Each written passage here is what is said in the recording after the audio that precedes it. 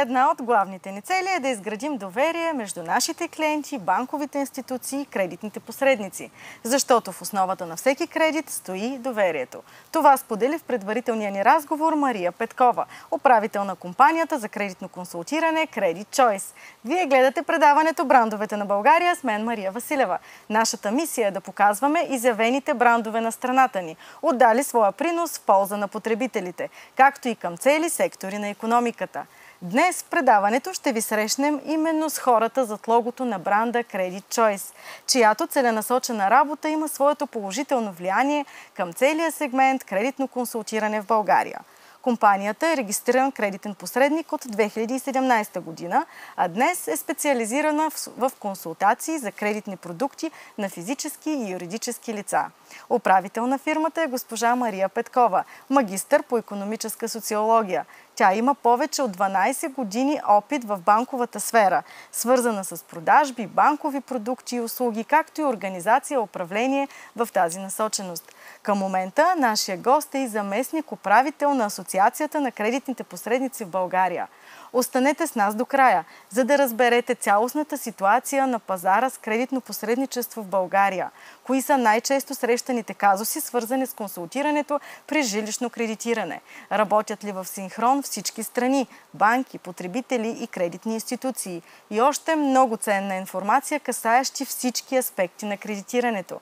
В студиото ни са и още две дами от екипа на бранда Credit Choice, които ежедневно посрещат клиентските желания и индивидуални потребности в областта на кредитното консултиране. В тази връзка явно можем да заявим техния принос към това професионалното кредитно посредничество в България да включва компетентни и безпристрастни консултации в полза на потребителя. И какво още? Нека ги чуем. Давам думата на основателя на бранда Мария Петкова, Диана Кондева и Силвия Танина. Добре дошли в студиото на Брандовете на България.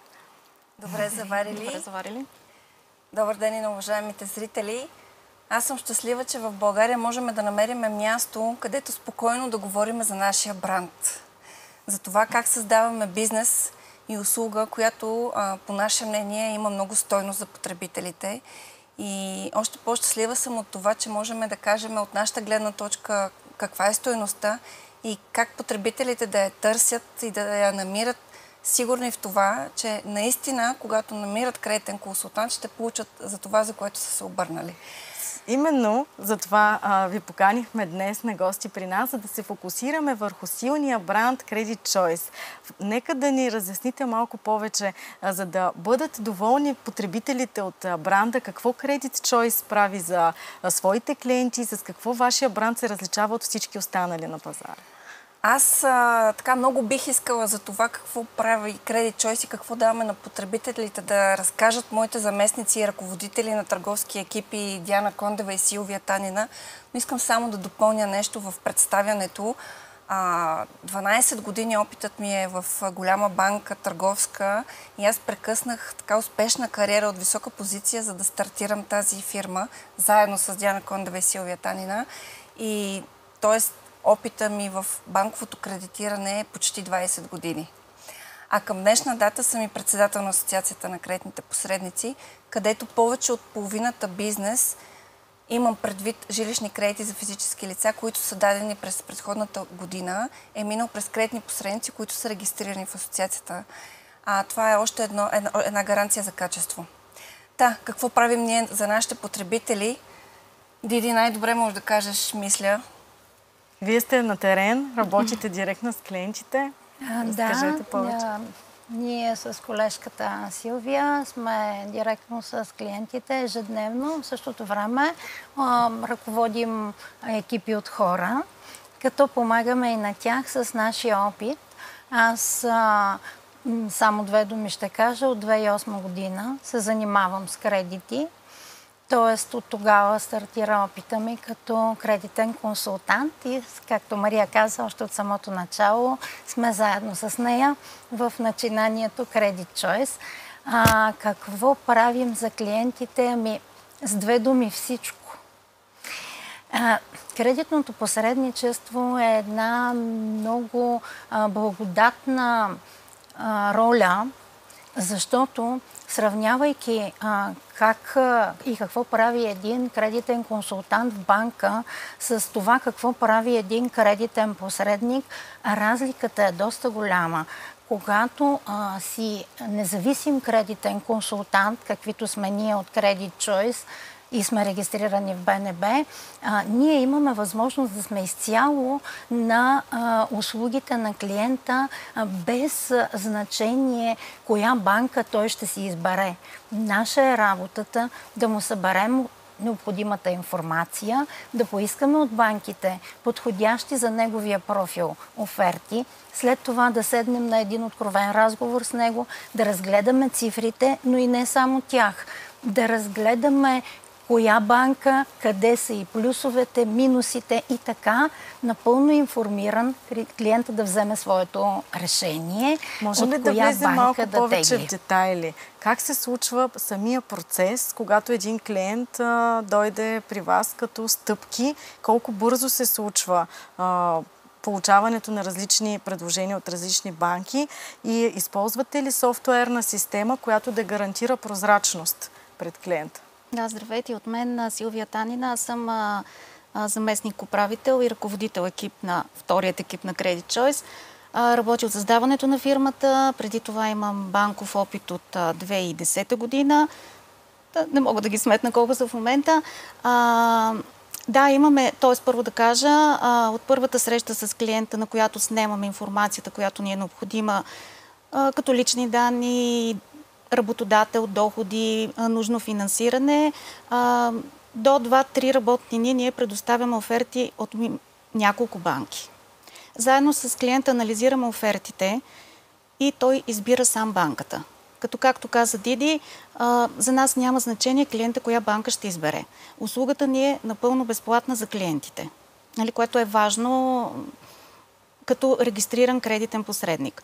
Използваме отскоро, от началото на годината, имаме нова система, която ни улеснява доста работата, защото в нея нанасяме абсолютно всички данни на клиентите и след това нанасяме предложенията от банките и така се получава един много добър сравнителен анализ, в който са описани абсолютно всички такси, комисионни, застраховки, всичко, което е нужно, месечна вноска, лихва по един кредит. За да направи клиента информиран избор, който не е на база само лихвата. Точно така. Ние слагаме абсолютно всички такси, които са по кредита. И така клиента си прави своя информиран избор. Което наистина много ни улеснява в нашата работа, защото ние сме много ангажирани, гледаме всеки клиент да бъде обгрижен. Естествено, идват клиенти с различни казуси, имаме някой път супер спешни клиенти, налага се някой път и извън работно време, да можем да направим нужното, което е необходимо за следващата среща. Общо взето е това. Разбирам, че Credit Choice е един изключително иновативен бранд, който внедрява софтуерни разработки в полза на потребителя. Но Силвия беше много обрана и скромна в споменаването на системата, която имаме. Защо? Да, нека влезем в детайли за система. Тук детайла и важното е, на което аз искам да обърна внимание, е, че потребителя как да избере. Потребителя избира услуга спокойно, когато знае кой стои зад тази услуга. Как да разбере кой стои зад тази услуга? На първо време трябва да прочете някъде за нас. Най-сигурното е, ако някоя институция гарантира, че ние сме легитимни. От сухата материя, ако почнем, в БНБ има регистър, първо уверете се, че ние сме там. Това достатъчно ли е за качеството? Ами съвсем не. Трябва да сме сигурни, че тези хора са обучени, че умеят да работят с чувствителна информация, каквато са личните данни на нашите клиенти. Също така, дали имаме опита и образованието, наистина ние да сравниме тези оферти и да ги представим по прозрачен начин. Защото знаеме, че примерно офертата на една банка може да съдържа повече от 10 страници. Там няма нищо скрито, но не всеки може да изчете и сравни различни оферти по лесен и бърз начин. След като ние избрахме да работиме по легитимен начин и избрахме да предлагаме качествена услуга, видяхме, че нашата клиентска база набъбна така сравнително бързо. видяхме, че имаме нужда да се подплатиме с една система, която първо да ни гарантира защитата на личните данни, анонимизирането на тези лични данни, както е по процедура и по закон, ако някой дойде и го поиска. И не на последно място, ние да можем да имаме система, която бързо да сравнява тези оферти, когато банките не ги връщат. Другото, което е, ние имаме клиенти, които теглят втори, трети, четвърти, пети, не знам до колко кредита сме стигали на един клиент. 7 кредити, един клиент. Този клиент не е редно всеки път да го питаме, а какво ти беше семейното положение, а какъв ти беше дохода, нали? Той разчита на нас, че му е лесно и ви казва, Силве, аз пак ще тегля кредит, виж там дали къде е най-добре сега. Това ни е достатъчно. Имаме съгласието му, имаме данните, влизаме в системата и допълваме. Тоест изграждат се и приятелски отношения с клиентите. И тази кастомизирана система, която е създадена специално за нас, струва пари. И то не е малко, но ние сме преценили, че за нашия бизнес и за нашите клиенти трябва да го направим, за да подобриме качеството. А вашата услуга е безплатна, още веднъж да кажем на нашите зрители, за всички клиенти, които се обръщат към вас. Услугата е безплатна, но аз ще го кажа така, ние не работим без пари. Защото когато някой потребител чуе безплатно, нали, някак си губи стойност. Банките са тези, които ни плащат комисионни за всеки реализиран кредит. И не, тази комисионна не се калкулира в лихвата на клиента. Напротив, ние постигаме възможно най-ниската лихва, която е допустима за този профил клиент. Защо банките ни плащат? Защото ние им водим изключително добри първо профили клиенти. Второ, ние им губиме времето с клиенти, които не биха отговорили на техните изисквания. Ние сме тези първите, които виждаме клиента и разбираме за него. Плюс това ние сме партньори на банката в такъв смисъл, че спестяваме от работното време на тяхните служители. Защото ние вече сме консултирали клиента, избрала банката, видял си офертата, събрали сме пакета от документи. Направили сме всичко възможно технически, което може да направи до кандидатстването и всъщност банката пести много усилия. Вие сте двигател в този пазар с кредитното посредничество. Явно се вижда и от внедряването на иновациите, които правите във вашия бранд. Но нека да видим и вашата експертна оценка за цялостната пазарна ситуация. Според вас, колаборират ли правилно всички страни, банки, клиенти и други кредитни институции и за какво клиента трябва да внимава или всичко е окей, регулациите са достатъчно добри? Това е една така гореща тема. Достатъчно добри регулации за кого? Аз ще кажа така, Негово величество потребителя. Да, в негова полза би трябвало. Натам трябва да гледаме, когато си говорим за регулации и за качество на услуга и така нататък. Ние го споменахме и Диди, и Силвето. Регистъра на БНБ и закона за ипотечния кредит, който регулира дейността на кредитното консултиране в България, до известна степен дава някакво спокойствие, че имаме законова рамка. Но, по мое мнение, не само по мое мнение, колегите ще ме подкрепят, вероятно, има какво да се иска от това на ниво кредитен посредник, на ниво кредитен консултант, който работи в кредитния посредник, да има регулиращ орган, изискващ орган, който да проверява тяхния опит и знания. Защото все пак закона изисква опит и някакво ниво на образование от управляващия. Но моите служители, доколко ще са обучени, носи отговорността аз. Да речем, че аз заявявам и хората ми повярват, че съм отговорна, но те трябва да повярват на моята честна дума, че моите хора са обучени. Тоест има и такива компании, които за съжаление... Нали знаят, за конкуренцията добро или нищо, има много професионалисти на пазара. Уважавам всички колеги, които са в асоциацията и заедно се стремим точно това към професията на кредитния посредник да бъде наложена като много стойностна и в нея да има само обучени професионалисти, които да дават само положителна стойност на крайния потребител. Но, за съжаление, ще трябва да го кажа, има и такива играчи на пазара, които предоставят кредитно консултиране без да имат право да го правят. тази връзка изборът на бранд във всеки един сектор е много важен, особено в финансовия, когато става въпрос да... Освен регистъра на БНБ, погледнете и кои са членовете на Асоциацията на кредитните посредници в България, защото там имаме етичен кодекс и устав, който етичен кодекс, той не е в закона, но ние се саморегулираме и имаме допълнителни изисквания към това как да се предоставя услугата. Да, аз погледнах този етичен кодекс. Той също така много ме впечатли, когато подготвях информацията за вашия бранд. Какво ще кажете на потребителите, които в момента избират кредитен посредник? За какво да внимават? Какви биха били тънките моменти, в които те не са запознати? Аз бих казала, първо, естествено, да попитат няколко човека. Препоръките са много важно нещо. За добър кредитен посредник. Да погледнат все пак сайта. Важното е да има сайт. Много често в нашия сайт се гледат препоръките. Имаме клиенти, които казват, ние видяхме препоръките от други ваши клиенти и поради тази причина се обадихме. Да видят също дали кредитният посредник е регистриран кредитен посредник. В БНБ регистъра е общо достъпен за всеки. Всеки може да провери фирмата регистрирана ли е в БНБ. И също така важно нещо, както каза и Мария, е дали фирмата е в Асоциацията на кредитните посредници. Дали членува там.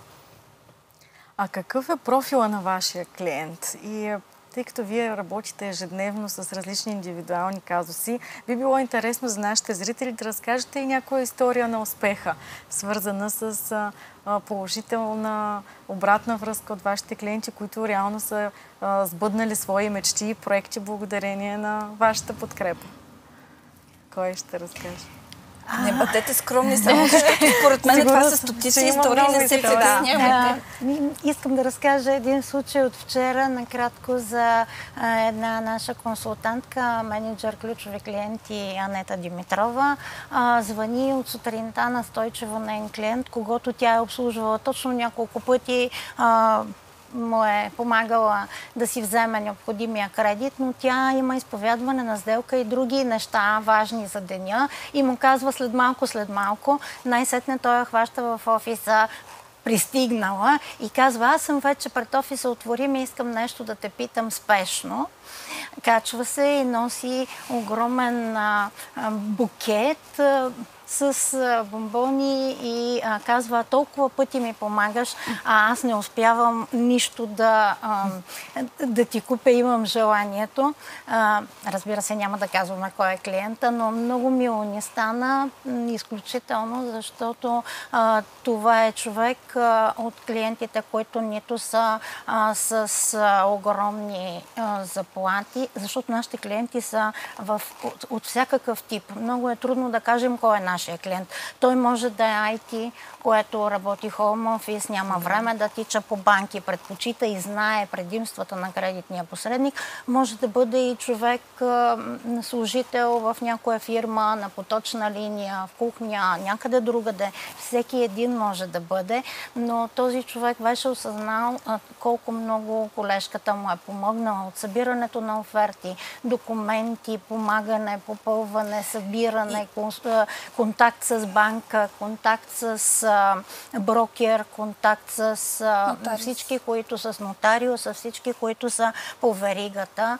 И наистина на всички в офиса ни стана много мило. Не е единствен случай, просто е най-пресен. Това, Диди, че ти ме подсещаш, някои хора ги е страх. От какво? Да отидат в банката и да попитат. Няма да ми харесат профила, няма да ми стигне дохода.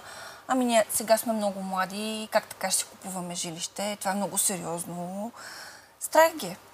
И когато на такъв човек му обърнеш внимание, му разкажеш, имала съм младо семейство, работят от 3-4 години, нали, имат трудов опит, скътали някакви пари, колкото, нали, с техен труд са ги събрали, и за тях е изключително страшно да пристъпат към тази стъпка 1 да изтеглят кредит и стъпка 2 да купат имот. Живеят под наем в същото време. Те харчат повече, отколкото ако изтеглят кредит. Но те не знаят това, най-вероятно. Първо. Второ, не знаят, че когато плащаш наем, тези пари са чиста загуба. Но когато ги влагаш в имот, дори през кредит, този актив все пак някога ще стане твой. Та дори да не успееш да изплатиш кредита, ще продадеш имота и пак ще върнеш нещо. И когато се поговори с тези хора, им се начертае, им се обясни, им се каже, ако не сте сигурни, можете пак да ме потърсите, обадете ми се утре, пак ще ви го разкажа, не се притеснявайте, ще ви прегледам и предварителния договор, ще разгледаме заедно банките. Нещата се случват и хората са много щастливи, че изобщо са предприели тази стъпка. Нали? Да не говорим другите ползи, най-добрата лихва и така нататък. Така че имаме и други случаи. Имаме случаи с хора, които незнайно защо, дори добри професии, интелигентни хора, решили да се спасяват с бързи кредити. Потребвали са му за нещо пари, тегли един, втори, трети, четвърти, пети, шести. Стигнали са до там, че трябва да стеглят много бърз кредит, за да погасят предходния. И тук вече наистина се трябва умение и опит, за да направим един такъв кредит, да погасиме тези и човека да успее да си стъпи на краката, нали, и да продължи нататък. Не винаги се спасяваме тези случаи, за съжаление. Тоест, вашия бранд така изключително сериозно влиза и в емоциите, в радостите, в абсолютно. всички Къщата за строеж, което преди малко разкажа, Силва, разкажи го. Това е човек млад, който не си е представил, че може да построи къща с кредит, защото според него това не съществува, нали, като продукт. Да. Малко е познато, нали, като много малко хора. Вече се запознаха хората, но преди 1-2 години не беше познат този кредит за строеж на къща.